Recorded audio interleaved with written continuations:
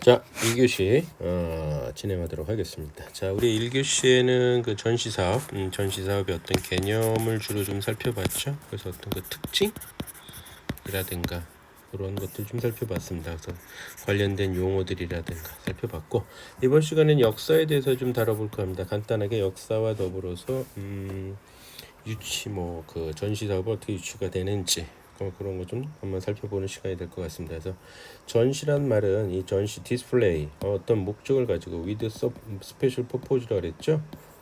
어떤 목적을 가지고 디스플레이 보여주는 거라 그랬습니다.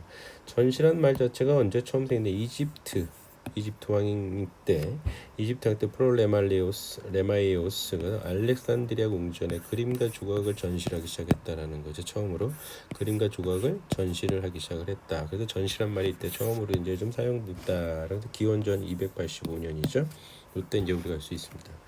그러면서 이제 그 중세기 16세기 때 캐비닛과 갤러리 형태의 전시 공간이 드디어 등장을 합니다. 요거는 이제 어떤 박스라 해야 되나요? 진열장 같은 개념이에요. 캐비닛은 진열장 같은 그런 개념인가 그런 게 좀 등장을 시작했고, 갤러리 어떤 그 화랑같이 그 그림을 걸어 놓는 그런 거 있죠. 그런 갤러리 형태의 전시 공간이 드디어 16세기 때 등장하기 시작했다. 그래서 본격적인 전시 개념은 아마 이때부터 나오지 않았나라고 살펴보는 것 같습니다. 캐비넷 어떤 대상물을 진열하거나 소장하기 위해 만들어진 가구, 그건 진열장이라고 여러분이 편하게 생각하시면 돼요. 진열장, 캐비넷. 예술적인 어떤 가치보다는 희귀한 것, 호기심을 유발하는 대상물, 식물 표현류, 그런 어떤 그 뭐랄까 남들이 좀 갖기 힘든 거, 좀 자랑한다 그래야 되나요? 뭐 이런 개념으로 캐비넷 개념으로 전시란 개념이 좀 등장하기 시작했다. 그러니 갤러리 회화와 주로 조각을 전시를 했어요. 여기 이거 이미지가 있는 것처럼 어떤 그 주로 이제 그림이죠. 그림을 같은 여기 있고, 아까 전에 정사각형 캐비넷은 가구라 그랬잖아요. 가구 정사각형 스타일, 직사각형, 뭐 갤러리는 거대한 홀입니다. 홀 이런 게 있었는데, 이때 당시에 그 중세대 때는 그 전시를 한다라는 게 대상물과의 어떤 특별한 어떤 관계성을 가지고 내적 관계성을 강조하는 방향으로 나갔다. 약간의 그 철학의 개념이 좀 들어가기 시작을 했죠.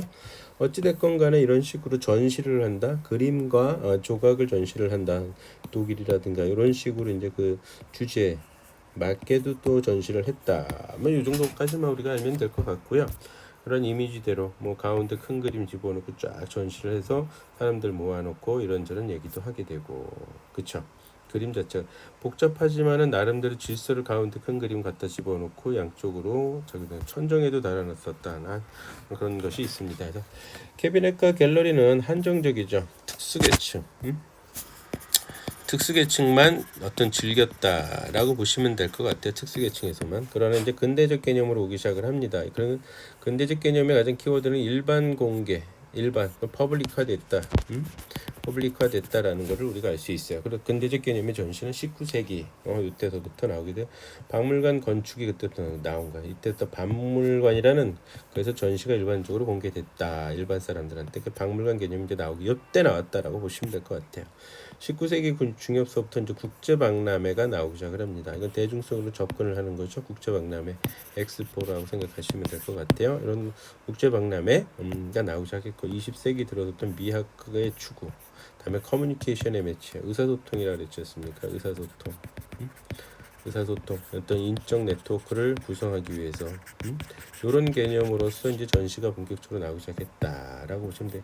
현대는 미학도 추구하고 쉬운 용어도 하고 디지털 위한 정보 전달을 합니다. 그런데 커뮤니케이션, 의사소통을 하는 그런 개념으로서 전시는 이제 본격적으로 발전하기 시작을 했죠. 자, 일단 대한민국에서 간단히 살펴보면 최초의 전시라고 할 수 있는 것은 한국전자전 1969년에 덕수궁에서 한국전자전이라 처음 한국전자통신 산업진흥에서 처음으로 주최를 해가지고 한국전자전이라는 어떤 전시 개념으로 처음으로 이제 출시가 되기 시작을 했다라고 보시면 되는데, 대한민국은 짧은 기간에 큰 성장을 했어요. 그러니까 기업들이 미리 알았죠.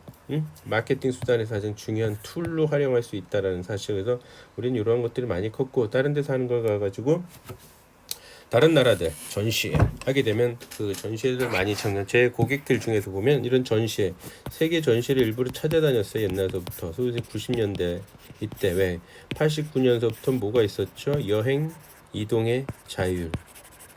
자율화가 됐었죠. 89년대는 전면적으로 자율화시켰죠. 그래가지고 전 세계의 그 전시회를 참가해서 새로운 아이템 하나만 잘 발견해서 수입해서 국내에 팔면 되겠다. 이런 마인드에서 어떤 새로운 정보, 아이템, 기술 이런 걸 갖고 와서 하게 되는 것은 그런 일들이 많다. 마케팅 수단의 활동으로서 그래서 비중 큰 무역이 증가가 되기 시작을 했죠. 수입하고 또 수출하게 되고. 그렇죠?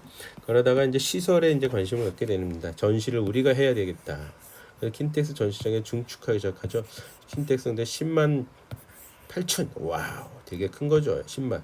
이게 UFI에서 처음으로 The Global Association of the Exhibition Industry 소위 얘기해서 전시산업협회는 10만 이상을 요구를 했습니다. 그래서 우리나라에서는 유일하게 킨텍스만이 10만이 넘어요. 딴 것들은 다 되게 작다. 5만, 3만 이 정도 수준이다 보시면 되고요. 그러면서 이제 지식경제부에서 지원을 하기 시작합니다. 그래서 이걸 무역의 개념에서 그래서 지식경제부에 들어가 있어요. 트레이드죠. 트레이드쇼. 오히려 산업전시회라고 보시면 될 것 같아요. 그래서 마케팅한 예산도 지원을 해주기 시작했죠. 인력, 거기 전문 인력도 양성을 하고 국제적으로 협력도 키우고 정보도 하고 정치사업에 기반의 구축에도 강화하는 구축에도 상당한 지원을 하기 본격적으로 시작을 했습니다. 그래서 전시산업전시회는 도대체 뭐냐? 그래서 촉진의 일환이다. 무슨 촉진이냐? 거래 촉진의 일환으로서 결국엔 마케팅 수단이다 라고 보시면 될 것 같아요.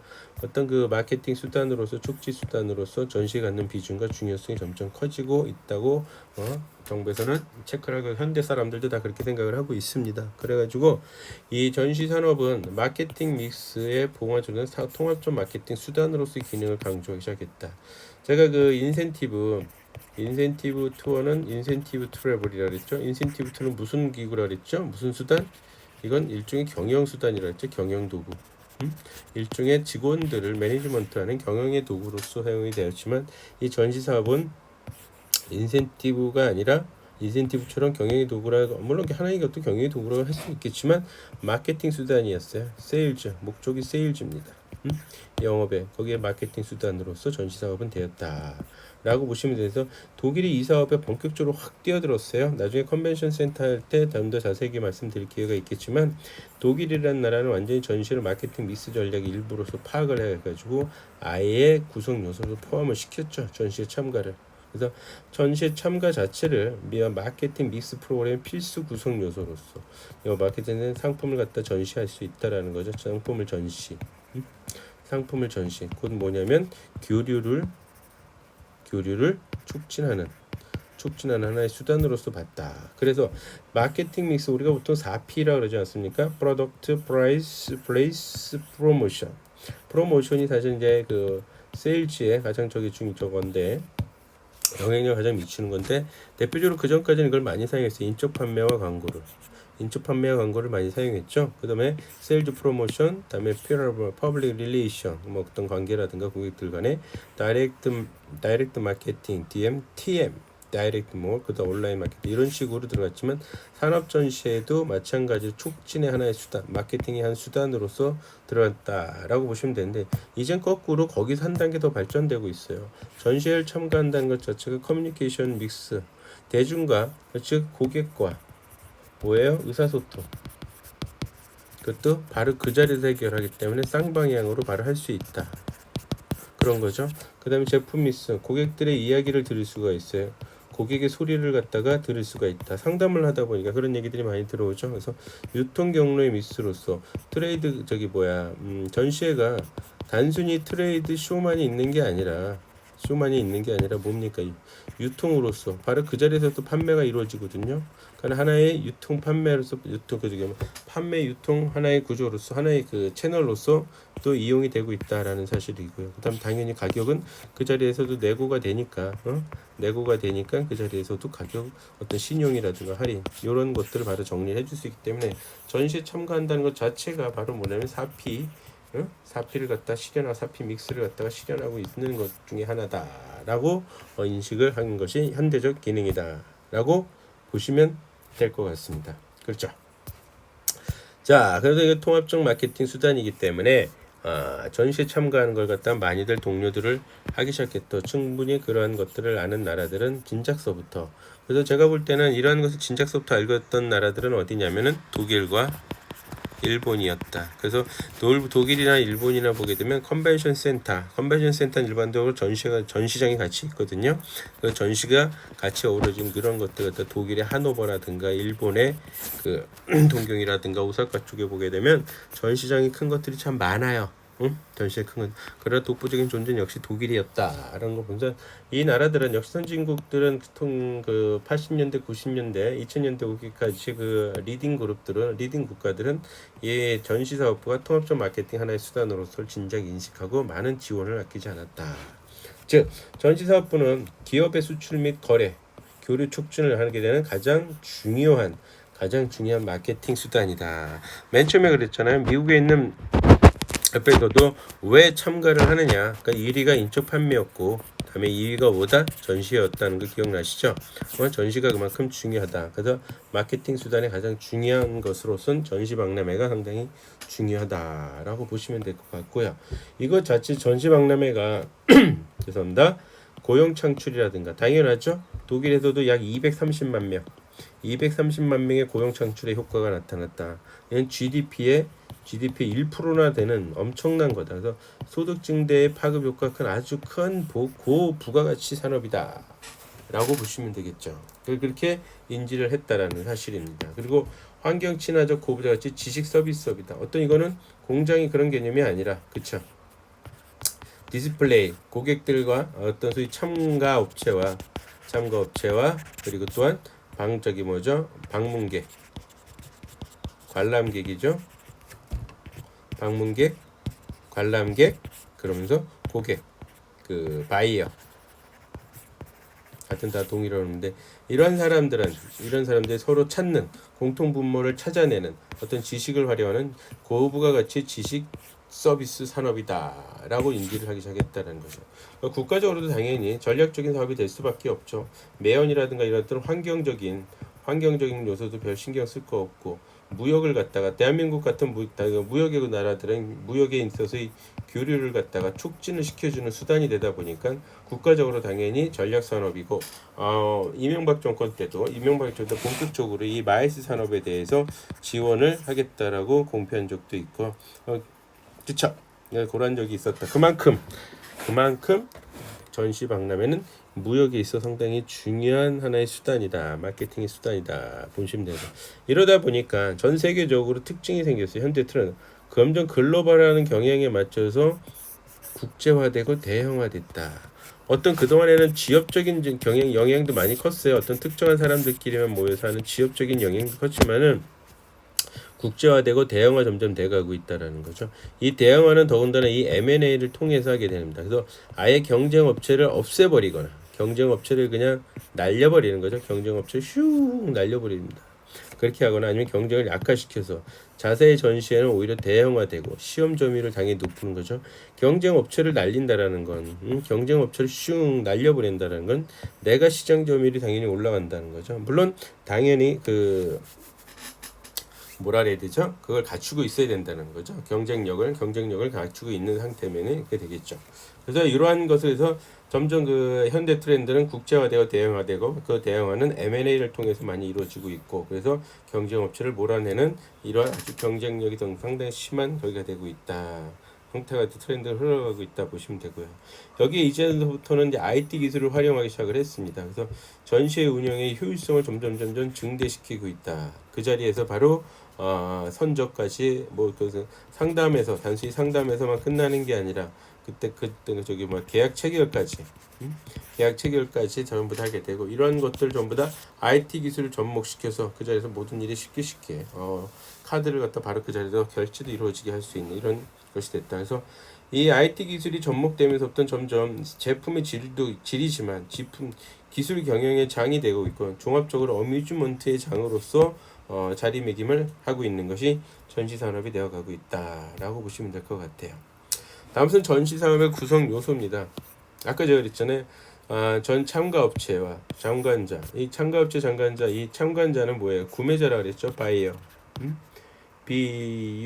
B-U-Y-E-R 바이어. 뭔가 구매를 하는 거죠. 단순 그 보는 사람에서 떠나서 바이어의 역할을 해주고, 그다음에 참가 업체는 당연히 판매를 목적으로 하게 된다. 그래서 이 참관자는 새로운 상품과 혁신을 기대를 하게 된 거죠. 그 아까 첫 1교시에도 말씀을 드렸지만은 경쟁자보다 더 나은, 더 좋은 파트너를 만나서 경쟁자보다 더 좋은 상품의 질을 갖다가 확보하기 위해서, 그것이 곧 회사 목표를 갖다가 회사의 목표를 달성하는 데 있다. 그렇기 때문에 이 방관자랜다.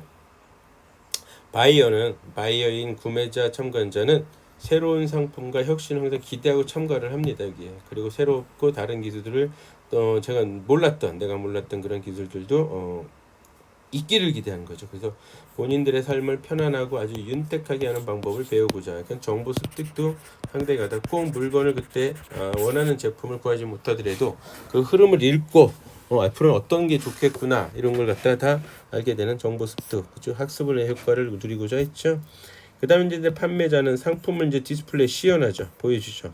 새로운 과학 기술이 시간, 돈, 에너지를 절약하는지를 보여주는 이런 것을 해준다. 주최자는 당연히 수익의 근본이 이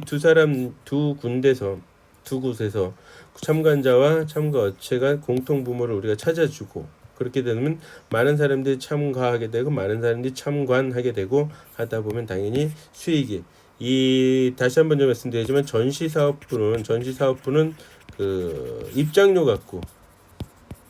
입장료 이거 갖고서는 수익을 거의 대부분이 올려놓는 게, 대한민국 같은 게 90% 이상이 아마 입장료에 좀 관련되는 것도 없지 않아 있습니다. 그래서 수익이 이제 근본이 되고 있다. 그리고 특정 산업 부분에 아주 중요한 영향을 끼치죠. 새로운 산업 아이템을 개발한다는 건 뭐냐면은 이 전시기획에서의 아이템 개발하는 특정 산업 부분을 갖다 찾아내는 거예요. 앞으로는 이런 상품들이 좋겠구나, 저런 상품들이 좋겠구나 하는 그런 걸 찾아낸다라는 거죠. 그걸 해주는 것이 주최자들이 할 일이다. 그래서 특정 산업을 갖다가 아주 중요한 특정 산업 부분에 아주 발전할 수 있는 중요한 영향을 끼치고 번영하게 하는 단기적인 시장을 창출해내는 것이 주최자입니다. 이렇게 즉 전시 사업의 구성 요소는 참관자와 당연 주최자가 있고, 다음에 참관자와 참가 업체가 있다. 이렇게 세 개 보시면 될 것 같아요. 이러한 전시의 구성 요소는 과연 무엇이 있을까? 좀 세부적으로 보게 된다면 전시품, 전시 조직, 전시품이 있죠. 당연히 물건이 있어야죠. 상품. 거기에 또 뭐도 있다? 상품 앤 서비스가 있는 것이 이제 전시품이 되겠죠. 전시 조직은 큐레이터. 이거는 이제 전시품에 대해서 설명해주고 안내해주는 안내인이라고 할 수 있습니다. 큐레이터. 그 전시품에 대해서 자세하게 설명을 하는 사람. 전시 디자이너, 디스플레이 같은 거, 다음에 교육 프로그램 담당자, 홍보 담당자 같은 전시 조직을 운영하는 그런 한 파트가 있다. 그래서 전시 공간이 또 필요하겠죠. 홀 같은 것이 필요합니다. 홀이 없으면 전시라고 할 수가 없지 않습니까? 그런 홀. 다음에 이제 바이어가 되는 관람객이 필요하겠죠. 그래서 이 관람객은 많이 오게 한다면 다양한 교육 프로그램과 체험 프로그램 개발이 항상 필수가 될 것이다 라고 보시면 될 것 같아요.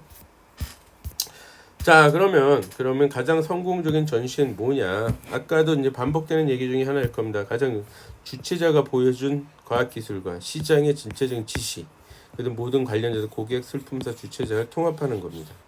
서로가 원하는 것을 찾아주는 거죠. 서로가 원하는 것이 하나의 공통 분모가 되는 겁니다. 공통 분모가 되는 거죠. 이걸 갖다 이슈화시켜서 많은 사람들이 구매를 일으키는, 그런 다음에 많은 사람들이 상품을 또 개발하는, 이렇게 되는 거죠. 이런 것이 즉 주최자는 참관자와 참가 업체를 갖다 잘 버무리는 것이 가장 성공적인 전시회가 될 거다라고 보시면 될 것 같습니다. 자, 다음은 전시 기획의 프로세스입니다. 자, 맨 먼저 이 전시 기획에서 해야 될 그 기획입니다. 딴 게 아니라 기획이에요. 야, 요번에는 새로운 사업을 좀 한번 해보자. 기획 한번 짜봐. 이래서 제일 중요한 게 아이템 발굴입니다. 발굴해야죠. 어떤 업종을 할 것인가, 어떤 제품을 할 것인가, 그걸 확실하게 발굴을 해야 된다라는 거죠. 어떤 것이 하게 될지. 그 다음에 거기에 따른 기획을 하게 되는 거. 이 제품은, 이 상품은, 이 서비스는 이렇게 해야겠다라고 하는 기획 단계에 들어가게 되죠. 그럼 거기에 이제 실행 계획을 짭니다. 기획에서 이제 시행 계획을 짜게 되고 그 계획에 실행을 하고 다음에 평가를 내리는 이런 일련의 방수 프로세스를 갖다가 유지하고 있다. 그런데 이 전시에서 사실 제일 중요한 거 뭐냐면 발굴이에요. 발굴을 하려면 그걸 또 어떻게 운영을 하기 위해서 기획을 짤 것인가 이런 것이 들어가 있다. 그렇기 때문에 전시 기획에 요때 필요한 게 뭐냐면 전시의 컨셉입니다. 컨셉을 과연 어떻게 갈 것이냐. 이것이 미리 방향이 정해져 있어야겠죠. 전시의 컨셉이 정해져 있지 않다라면 이 전시 기획의 프로세스는 진행될 수가 없다. 응? 그래서 전시회의 컨셉이 들어가 있어야지 된다라는 것이죠. 그래서 왜 해야 되는지, 왜 해야 되지? 이것이 왜 해야 되지? 왜 이거 할 만한 건가? 이런 의문을 갖고 시작을 해야 돼요. 그 다음에 이제 차별화를 동종업체가 있구나. 그럼 거기에 따른 차별업체를 확실하게 차별화. 강점이 뭔지 또 약점이 뭔지 강점이 뭔지 분류시켜가지고 그걸 가지고 강점을 살려나가는 이런 것들. 그 다음에 이제 이슈화를 시켜야 돼요. 호기심 자극. 호기심 자극을 일으켜야 돼. 호기심 자극을 해야 된다. 그럼 관심을 당연히 갖게 되는 거죠. 그럼 이슈화가 된 거예요. 많은 관람객들한테 이슈화를 시켜버리게 되면 벌써 그것 자체는 홍보의 역할이 끝났다라고 해도 과언이 될 정도로 중요한 거다. 그리고 공통분모를 이제 찾았으니 이거 갖고 전시 계획을 짜면 된다라고 생각하시면 돼요. 다음으로서는 이제 전시 사업 확정 프로세스예요. 전시 사업 확정 프로세스는요. 여건이 충족되었냐. 크게는 세 가지를 보는 거거든요. 여건이 충족되었냐. 내가 이걸 할 만한 충족이 됐냐. 그다음에 사업이 확장성이 있느냐. 그다음에 장래 성장성이 있느냐라는 거죠. 우선 여건이 충족되었느냐는 중에서 우리가 생각할 때 동종 전시회가 존재하지는 않는가. 존재하는 게 좋을까요? 존재하지 않는 게 좋을까요? 결론부터 말씀드리면 존재하는 게 좋습니다. 동 아이템의 전시회가 있다라면 이 아이템을 통해서 시장에서 벌써 유통되고 있다라는 걸 의미하는 거죠. 그러나 동종의 전시회가 없다라면 이것이 없다 이러면은 맨 처음에 장을 만드는 것이 되게 어렵다. 무척 어렵다. 전혀 관심이 없었던 걸 만들어내야 되거든요. 아니면 관심을 이제 갖기 시작했던 것, 거기에 대해서 어떤 결과가 없는 것, 한 번도 해보지 않은 일을 해야 되기 때문에 좀 어려울 수가 있어요. 그렇기 때문에 동종의 전시회가 존재하는 것이 오히려 이 상품은 지금 유통이 되고 있구나. 그럼 이 전시회의 문제점들을 파헤치고 나는 그거보다 더 좋은 점을 만들어내서 시작을 한다라면 크게 무리 없이 들어갈 수 있다라는 거죠. 그래서 이 자체의 여건 중심을 볼 때 국가 및 지역 경제 여건이 충족이 되어 있는지, 그다음에 국내 유통 사항이 긍정적인 건지 현재, 그다음에 차별적인 요소가 있는지 없는지.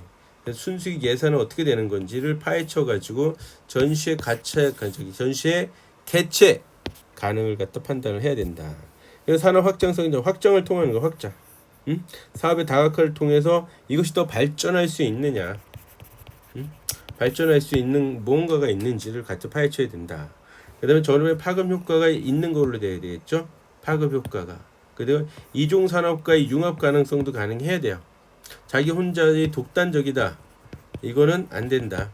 융합을 갖다가 가능성을 제기를 해줘야 된다. 그래서 이렇게 된다면 전시회는 개최가 가능해진다라고 얘기하시면 될 것 같아요. 장래 성장성이죠. 어디든지 시장은 뭐예요? 성장성을 가지고 있어야 된다. 시장이 성장성이 없으면 안 된다는 거죠. 지금 저는 한 5, 6년 전서부터 얘기해왔던 게 아이들의 시장, 아이들이라고 하면 이제 유아를 말씀드립니다. 유아들의 시장은 버려야 될 수도 있을 거다. 왜? 점점 뭐예요? 아이를 갖는 일이 없어지고 있습니다. 그렇죠? 그러다 보니 어떻겠습니까? 유치원 같은 이 아이들을 상대로 하는 산업은 상당히 좀 어두울 수도 있다라는 걸 갖다 암시가 됐죠. 그러니까 그런 거 말고 그런 거 시장 규모나 추세가 우상향으로 계속 올라갈 수 있는 사업을 해야 된다. 기업 간의 경쟁 정도를 치열해야 된다. 기업 간의 경쟁 정도가 치열해야만이 뭐다? 치열해야만이 뭐죠? 전시회 승리 가능성은 어떻다? 올라간다. 전시의 승리 가능성. 수출 및 해외 진출이 활발해야 된다. 마찬가지죠. 상당히 활발해진다는 건 그거에 대해 아직도 관심이 많고 호기심이 많은 거죠. 그러니까 그런 거를 갖다가 전시회를 연다라면 관람객도 많이 올 것이고 물건을 팔려는 사람도 많이 오겠죠. 그 다음에 국내 시장에 경쟁적으로 진입한다. 국내 시장을 진입하게 그러고 있다라는 거죠. 외국계들이. 그래서 전시회 개최가 가능하다. 이게 국내 시장 경쟁적으로 진입한 거는 국외 마이스 산업 그게 마이너스 산업에 뛰어드는 국외 마이너스 산업들이 뛰어드는 막 이런 것을 본다라면 국내 시장이 경쟁적으로 진입을 해서 우리나라에 들어오는 거예요. 국외에 있는 마이스 산업들이 대한민국에 자꾸 들어온다. 전시에 참석을 한다. 그럼 장래 성장성이 있다 없다 당연히 있다라는 거죠. 그렇기 때문에 이런 걸 보면서 개최가 가능한지 파악해야 된다. 그럼 그 이후에 경제적으로 타당해야 된다. 국민 경제에 파급 효과가 있는지도 파악을 해줘야 되고 재무적 파악도 해줘야 돼. 자원 조달은 가능한지 문제가 없는지 현금을 싸들고 바로 시작하는 사람도 거의 드물어요. 그렇죠? 그런 재원의 조달이 가능한지 다음에 BC 분석을 해야 돼요. 여기서 BC 분석은 베네피트 이익이죠. 편리 같은. 그 다음에 C는 코스트 비용입니다. 비용을 감당을 못한다. 그러면 안 되죠. 그래서 BNC 분석을 해가지고 비용보다는 역시 이익이 좀 높은 산업이야. 이건 할만해. 이런 식이 되죠. 다음에 운영적인 타당성입니다. 행사 운영, 부대 행사, 위기관리 및 인력 조달해야 되는 이런 것이 있게 됐죠. 제가 어떤 행사들을 진행할 때 보면은 그 경호원들 불러가지고 도움을 받곤 합니다. 그래서 운영적으로 그런 것이 가능한지 위기 관리가 괜찮은 건지 이 대형 행사다 보니까 이 대형 행사는 리스크를 갖다 줄이는 것이 되게 중요하다라는 거예요. 한번 저도 상당히 힘든 상황이 벌어졌던 적이 있었는데 어떤 행사들을 진행하면서 관객들이 어떤 바이어들이 관람객들이 한번 일어나면은 이거 장난이 아닙니다. 확정표는 입지적 타당성입니다. 다음엔 그래서 개최지의 패스 분석을 해야 된다는 거죠. 여기서 패스 분석은 딴 게 아니라 P는 정치적, political. 다음에 E는 뭘까요? economic, 경제입니다. 다음에 S는 social, 사회죠. 다음에 T는 technology, 기술입니다. 이런 전반적인 훈터를 봤을 때 우리가 들어가도 된다. 그러면서 이게 당연히 접근성까지도 같이 봐야 돼요. 이게 어쩌면 접근성이 상당히 중요합니다. 접근하기가 되게 어렵다라면 전시박람회에도 정말 중요한 것이 나왔다나 아닌 이상은 가기가 힘들겠죠. 그러면 그런 입지적인 타당성도 파악해야 된다. 다음 산업적 타당성이다. 해당 산업의 기여도, 해당 산업의 파급 효과까지 같이 파악을 해가지고 기획을 할지 안 할지 판단을 해야 된다는 거죠. 정치, 사회, 문화적 타당성. 아까의 그 패스트와도 일맥상통하는 얘기입니다. 정부 정책은 어떠한지, 사회적인 여론이 수용의 가능성이 높은지, 그다음에 문화적 이용이 가능한지 이러한 것들을 체크를 일일이 하고 있기 때문에 이러한 것이 있는지 없는지 이런 타당성도 같이 시작을 해야 된다라고 보시면 될 것 같아요.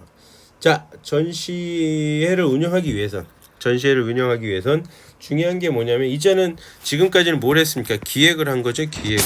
기획을 했습니다. 그래서 전시를 하기로 했습니다. 개최 가능성이 높아요. 그럼 지금부터는 뭐 한다? 운영을 해야 돼요. 운영을 해야 되잖아요. 운영하는 방법이 뭐냐? 운영하는 최초의 방법은 뭐냐? 우리 이거 합니다라고 알려야 되잖아요. 그래야지 뭐해?